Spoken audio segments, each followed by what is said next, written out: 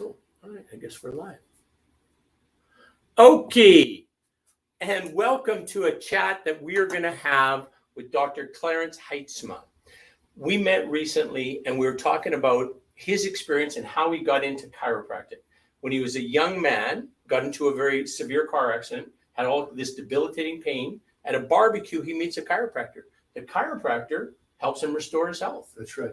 Then he becomes a chiropractor for how many years? 47? Is that what it is? 46. 46 years. He's been a disciple, a student, a teacher, a healer of chiropractic. I find it amazing. And what I find also amazing is when I was chatting with Claire, he was sharing with me about the traditional chiropractic teaching ways had a very spiritual bent to it. Like his job was making the connectivity so that that healing from the spirit could correct everything in your health. Is that a fair kind of a way to look at it? That's one way to look at it. From above down, inside out. From above down, inside out. Yeah. Right. That's beautiful. Instead of Western medicine from the outside in, treating the symptom. Right. Exactly.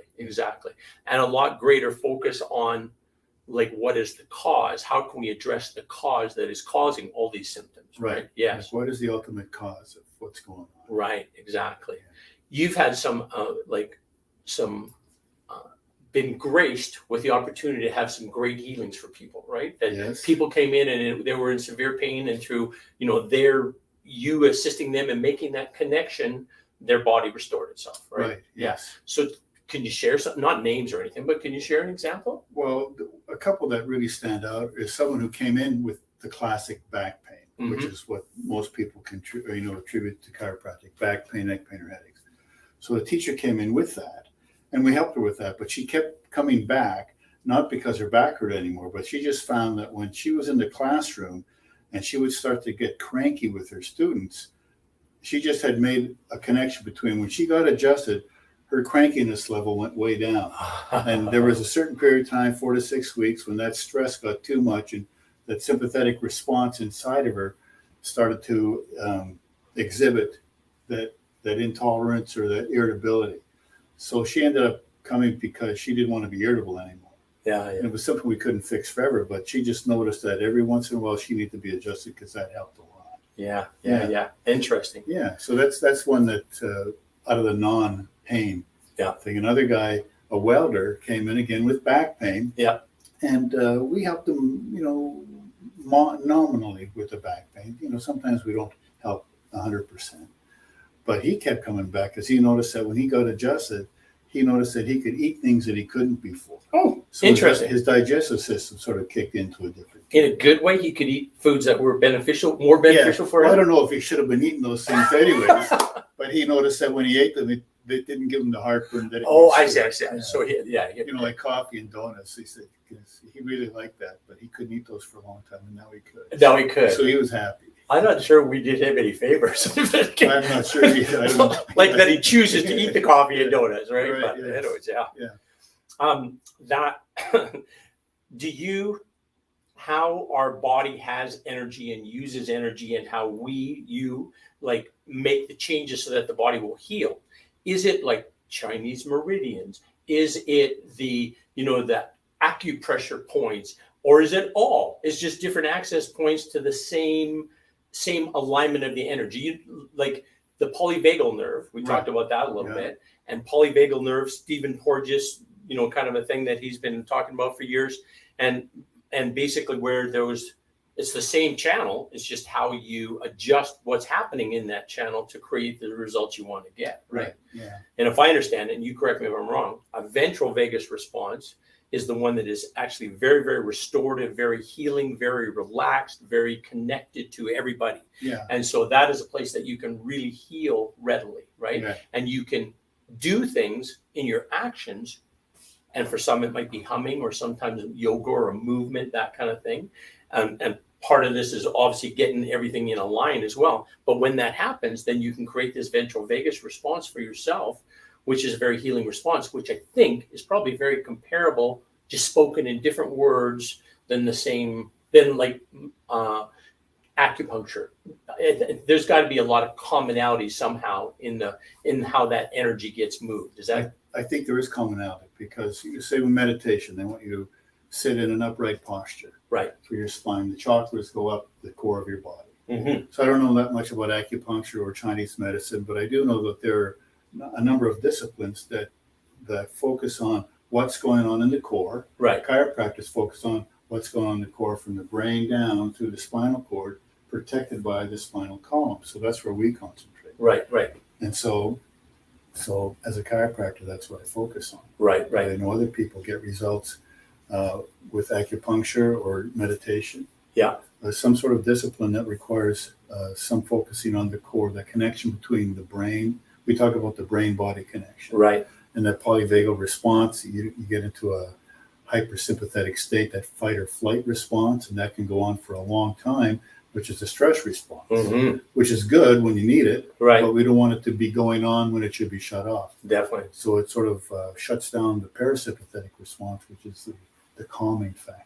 Right. So there needs to be a balance. We need the sympathetic response when we need it, and then we need it to shut off when we don't need it. Yeah. And it seems like, by the way, you use the word chakras. And now, is chakras part of chiropractic? No. Just that they're common for a lot of I'm different... thinking of meditators or yoga people. Yes, exactly. They always talk about chakras. Yeah, they talk about chakras. Exactly. So we're accessing some of those. That's a sort of a common ground that we both Right. gain access to. Exactly. And chiropractors don't think about the chakras. We think about the nervous system through the spine. Right. Exactly. Yeah. Exactly. But I mean, I guess it's kind of like where it's the electricity running through the wire, and there's the field that surrounds it too, Yeah. right? So there's fixing this fixes that, perhaps, right? Yep, So, that's right. Yeah. So we want to get to the core, what chiropractors consider the core, the subluxation, or people think of it as a bone out of place or a misalignment. Right. So they're thinking of that now. There's a neurological connection in there that gets interfered with. It looks like a short in an electrical system. Or something like that. Right. And then whatever branches out from that, it has an effect through the whole body. Right. Exactly. Yeah. A big ripple effect that can apply anywhere else. Yeah. Yeah. Exactly. Right, yeah. There was from the textbook that the chiropractic textbook, Dr. R.W. Stevenson. Yeah. So this book here has the major premises is that there's 33. Number one, a universal intelligence is in all matter and continually gives to it all its properties and actions, thus maintaining it in existence. That makes sense. Yeah. I get a heartbeat and it keeps coming. That's what you get, a heartbeat. We all share with that heartbeat. That's we all right. share with the That's miracle right. of breath, right? That's right. Makes sense to me, right? And then basically, then each one kind of builds on that major, that we are spiritual beings that are occupying these bodies. That's right. And then these bodies get a little out of whack. They need to get retuned so they can get that signal, I'm going to call it, from the life-giving They source. want to reconnect. Yeah, reconnect. Yeah. So there's kind of a reconnection with source. Yeah. And there's also a reconnection within us when our body and our mind have separated, right? Yeah, and you can take that as far as you want. You don't want to make a religion out of it, but there is a connection. Sure. And some people are really science and, like ABCs and nuts and bolts. Right. And, but they can't deny that there is something that happens when you start to intervene and reestablish that connection, restore it as much as you can. The body's going to respond. It's going to take as what it can to restore itself. Yes. And further on in some of the principles, I think it's principle number 6. There's no process that does not take time. No process that does not take time. It takes time. Yeah. And so that's where the time factor comes in. Right. Patience is a big thing. Right. And then there's another one here is that there's limitations to matter. Like if you break your leg or your arm and don't get it straightened out, it's going to heal, but it'll heal crooked. Sure. But if you go to an orthopedic surgeon, they'll straighten it out so that it heals nice. Right. Right. So if it heals crooked, it's still doing its job. It's healing, but it's healed in a sort of a deformed manner. Right. So there's limitations of matter. So what I'm hearing you say is we have this source that we connect to, this life-giving source that we have that will heal our body, but we have some responsibility to make good choices for our body as well. Yeah. Is that a fair statement? The laws of nature apply. Laws of nature apply. Right. Like if you water and nurture a plant, it will grow and become it will magnify what it's supposed to be created. But if you neglect it, Yeah. it will be sort of just a shadow of what it could be. Right. Same with our body. Right. Yeah. Well said. Yeah. Nicely said. That's a good one. Yeah. Hey, can I tell you a serendipitous event that just happened to me recently? Absolutely. Yeah. 10 days ago, well, I shouldn't have said that first, but anyways, I got really, really sick so that I cleaned out my entire system. There's nothing left in me. And I was 2 days in of no eating, no drinking, right? Well, I had water. That was it for the times I could hold that down. Right. But anyways, after 2 days, I'm thinking, okay, how am I going to break this fast, reintroduce food, right? And I thought of coffee. Oh, like, well, that wouldn't be a good thing, right? And then I started thinking about the connection. Coffee is a stimulant and sugar is a stimulant.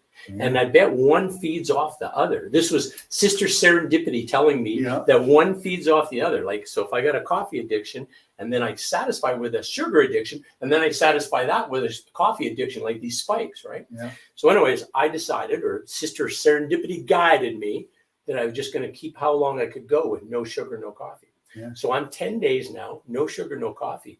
And I got to tell you, my energy levels are like even level. Like they're not like this. I'm not hitting, and then you're taking something and it's just like nice and straight. And also, I'm not a very anxious person, but any things that would be anxiety producing are like muted or like softer or like not. They're turned down. Like where the sugar and the caffeine was amping those up, exaggerating what you might experience. It's just like, okay, this is the way it is. So That's a cool experience. Yeah, I'm really excited about it. We want to minimize that insulin spiking. Yeah. Because that's a hormonal thing. Yes. You get insulin in your system when you don't need it, and then that leads to problems. Yes. Yeah, exactly. You're always looking for your next fix. Exactly.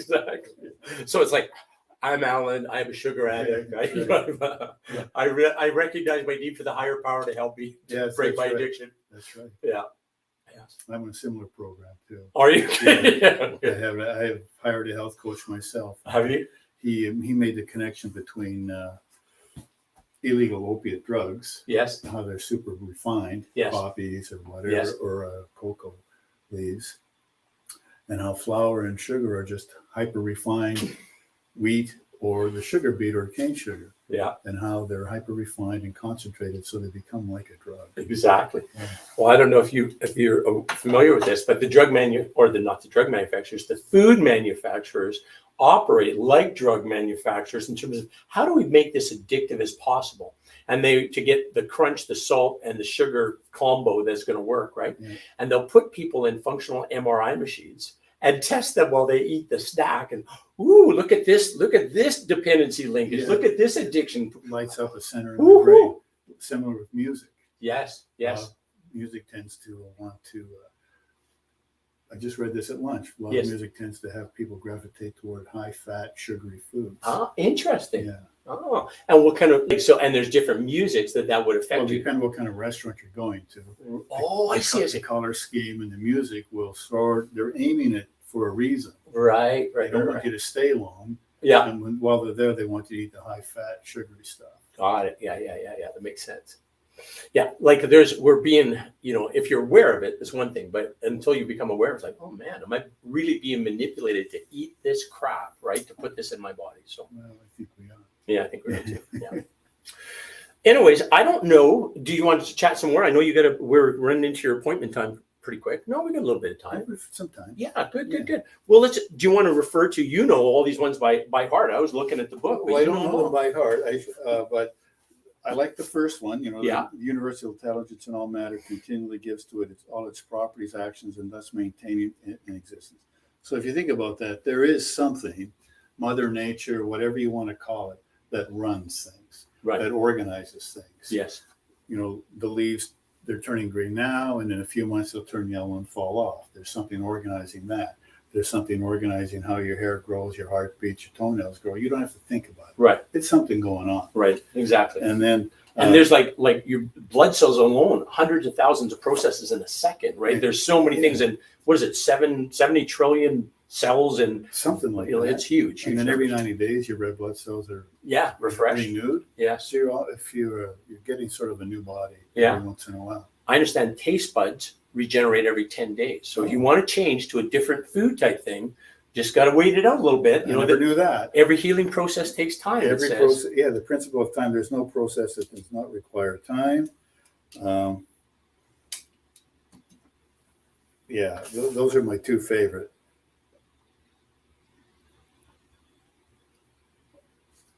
And so the mission of innate intelligence is what we're talking about. It's right. It's that something that's innate within us. It's right. innate within every living organism. Exactly. And it's what we are connected, and we are connected to every other human being, every other living thing we're connected and to. So even on a personal relationship basis, you know how you some people you just sort of take a liking to right away. True. And other people you don't, right. or it takes a while. Right. It's that innate thing. Yeah. There's a whole science behind that. You know, companies employ that type of behavioral technology to determine who's best. We want to get people on the bus, who are the best people on the bus, and then what spot in the bus should we put them? Yes, because they have those types of people. Exactly. And so the mission of innate intelligence is to organize that within ourselves. Right.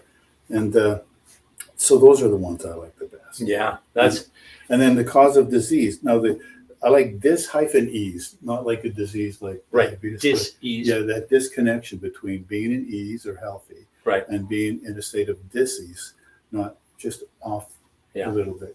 And I think interference with the transmission of innate forces causing the incoordination of disease. So that's what we deal with. If there's an interference going on with that nervous system, so that connection between the body and the brain is interrupted, so that the brain doesn't recognize as well as it ought to what's going on down here. So it sets up a fight or flight response, and hopefully we respond to that quickly and get it fixed.